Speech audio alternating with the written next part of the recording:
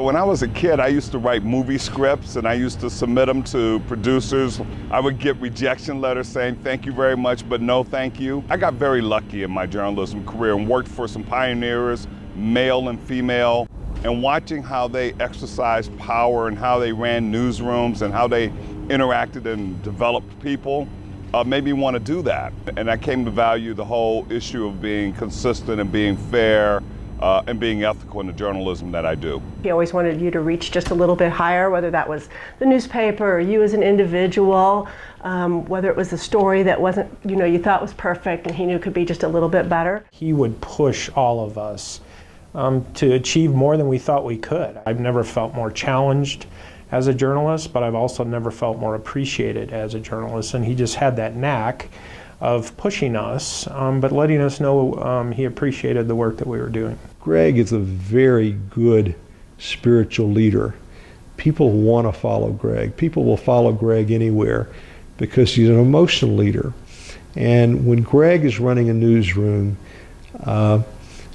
everybody's with him. And when he went to the newsroom and said, we've got to pare back the number of people we have, people knew that he wouldn't be doing it if he didn't have to do it. And he did it with a lot of grace and dignity. We did some of our best thinking under that pressure. We were our most creative. We became better managers. We became better deciders about what to cover because the resources were so precious. And that's, I think, is what helped us get to the point where we were able to do some of our best work.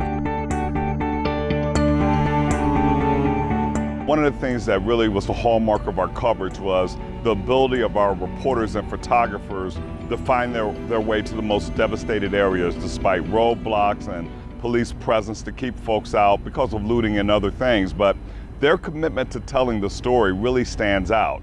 And the other thing that was so impressive to me was our ability to sort of map the area and provide that information digitally to our readers, even though the paper could not be delivered to them. Proud of our coverage of fires and floods, proud of our examination of the social services system here in Colorado, really proud of how we handled the Democratic National Convention, and of course I'm very proud of the way we stepped up and responded to the Aurora Theater shooting. So I have lots of stories like that in my career, but it means more that it happened during my 14 years as editor of the Post. Journalism is more important than ever, and this new generation that's coming up now, I think, are going to help us reinvent ourselves and become more relevant in the future.